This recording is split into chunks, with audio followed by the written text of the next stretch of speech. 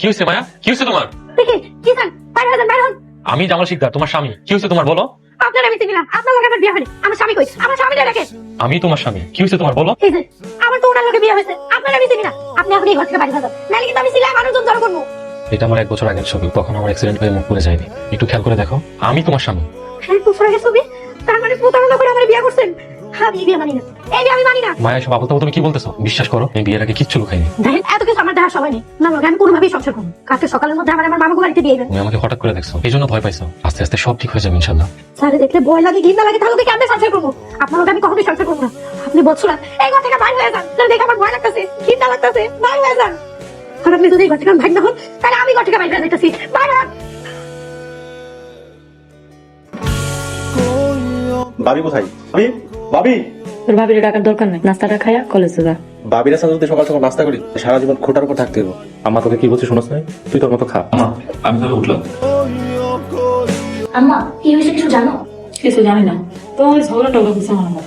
ভাইয়া তো ঝগড়া করা মানুষ না। বড় ভাইয়া কালকে সারা রাত সোফার মধ্যে ঘুমাইছে। নিশ্চয়ই কোনো সমস্যা হয়েছে। এত সকাল হয়ে গেল, ভাবি এখনো ঘর থেকে আইলো না। থাক, এইসব কথা বাদ দে। তোকে এইসব বিষয় নাক গলানোর কোনো দরকার নেই। চুপচাপ খাইয়া কলেজে যা। আমার দিয়ে এবার কখন? কোথায়? আমার মামার বাড়িতে। আচ্ছা মায়া, তোমার মামা যদি তোমাকে আশ্রয় না দেয় তখন? দরকার পড়লে মানুষের বাড়িতে বান্দি খেয়ে টাকাবো, তারপর আপনার লোকের সংসার করবো না। আচ্ছা ঠিক আছে, তুমি তোমার মামার সাথে কথা বলো, এসে নিয়ে যাক। আর তুমি যদি চলে যেতে চাও, আমি তোমাকে জোর করবো না, কারণ জোর করে কাউকে ধরে রাখা যায় না। তবে একটা কথা, আমিও তো মানুষ, আমার মান সম্মানের দিকে একটু খেয়াল রেখো। যাও, নাস্তা করে নাও।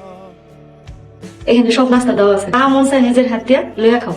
এই রে তোমার আসল বাড়ি। বিয়ে হইলে মায়ের আসল ঠিকানা স্বামীর বাড়ি হয়। না মা, স্যার একটা কথা জিগাই। জি করেন। রাইতে কি জামালের লগে তোমার ঝগড়া হয়েছিল? এই ঠান্ডার মধ্যে পোলাডারে দেখলাম বাইরে সোফায় ঘুমাইতেছে। আমি কিছুই বুঝতেছি না। তুমি ঘরে খিল লাগায় ঘুমাইতেছো, জামাল বাইরে। সেটা আপনার ছেলেরই জিজ্ঞেস করেন। মামা তোমরা আমার এত বড় সর্বনাশ কেমনে করলা? কেন রে মা, আমরা তোর কি সর্বনাশ করলাম? আর মুখ অর্ধেক পোড়া, দেখলে ভয় লাগে, ঘৃণা লাগে। এর থেকে তোমরা আমার একটা মুসির লগে বিয়া দিতা, তারপর আমি মনটার একটু সান্ত্বনা দিতে পারতাম। মারে, ছেলেরা বিরাট ধনী।